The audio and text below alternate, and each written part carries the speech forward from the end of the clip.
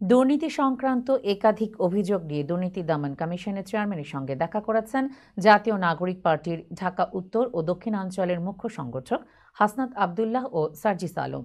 বুধবার দুপুর 2:30টার দিকে তারা দুদক কার্যালয় ত্যাগ করেন এবং বাইরে অপেক্ষারত সাংবাদিকদের সঙ্গে কথা বলেন। সাক্ষাৎ শেষে গণমাধ্যমকে হাসনাত আবদুল্লাহ বলেন, আমরা কিছু গুরুত্বপূর্ণ অভিযোগ নিয়ে দুদকে এসেছি, সেগুলো আমরা লিখিতভাবে জমা দিয়েছি।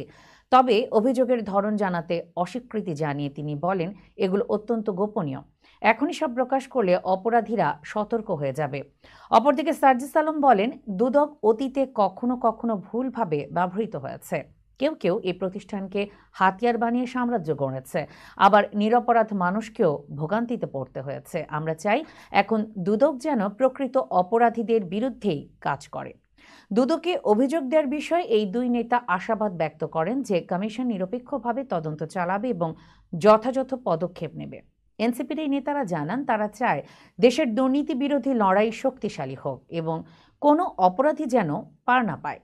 দুদকের সামনে তাদের উপস্থিতি ঘিরে রাজনৈতিক মহলে নানা আলোচনা শুরু হয়েছে।